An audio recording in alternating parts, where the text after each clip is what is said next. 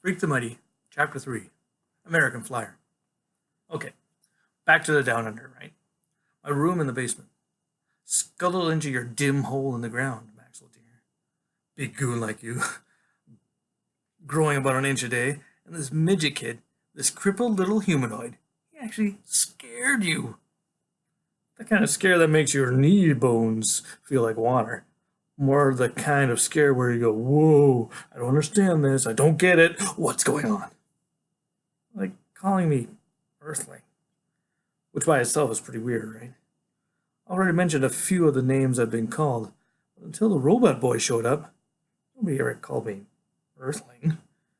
And so I'm lying on my mattress there in the great down under, and it comes to me that he's right. I am an Earthling. We're all of us Earthlings. We don't call each other Earthling. No need. Because the same thing that in this country we're all Americans. But we don't go around to people and say, excuse me, American, can you tell me how to get to the nearest 7-Eleven? So I'm thinking about that for a while, lying there in the cellar dark. And pretty soon the down under starts to get small. Like the walls are shrinking, and I go up the bulkhead stairs into the backyard and find a place where I can check it out. There's this one scrawny tree behind the little freak's house, right? Like a stick in the ground with a few wimped out branches. And there he is. Hardly any bigger now than he was in daycare. And he's standing there waving his crutch up at a tree. I kind of slide over to the chain link fence to get a better angle on the scene. What's he doing whacking at that crummy tree? Trying to jump up and hit this branch with his little crutch. And he's mad, hopping mad. Well, he can't really jump. He just makes this jumping kind of motion. His feet never leave the ground. Then what he does, he throws down the crutch and gets down on his hands and knees and crawls back to his house.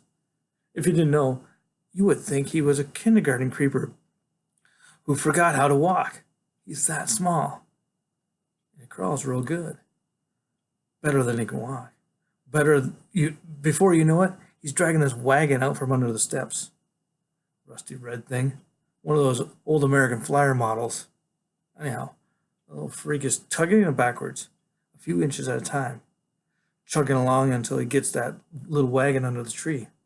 Next thing, he picks up his crutch and he climbs in the wagon. He stands up and he's whacking the tree again.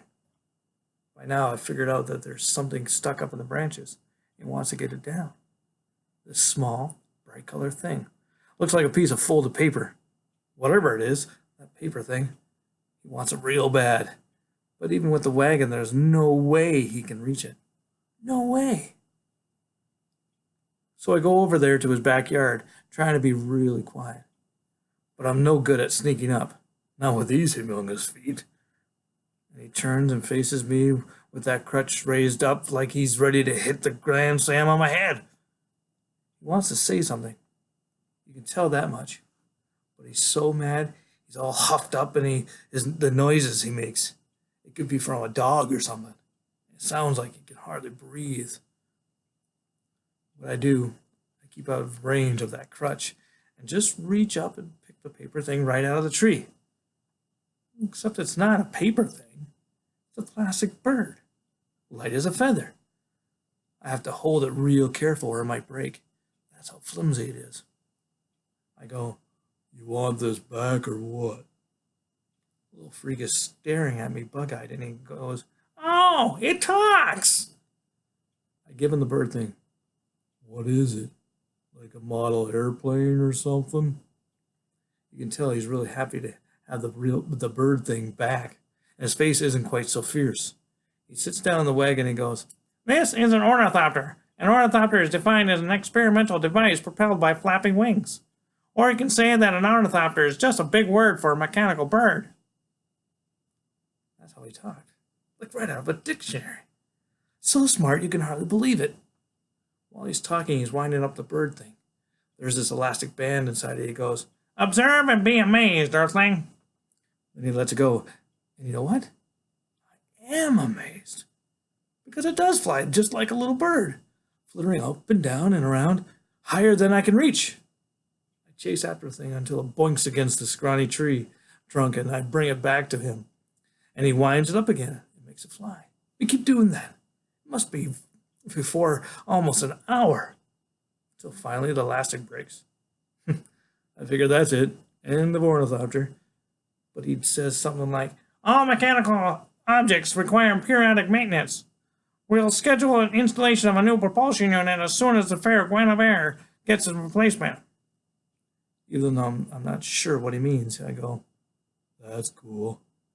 You live around here, Earthling? Over there. I point out the house. In the down under. He goes, what? And I figure it's easier to show him than explain all that. All about Graham and Grim and the room in the cellar. So I pick up the handle to the American Flyer wagon and I tow him over. It's real easy. It doesn't weigh much, and I'm pretty sure I remember looking back and seeing him sitting up in the wagon happy as can be. Like he's really enjoying the ride and not embarrassed to have me pulling him around. But like Freak says later in this book, you can remember anything, whether it happened or not. All I'm really sure of is he never hit me with that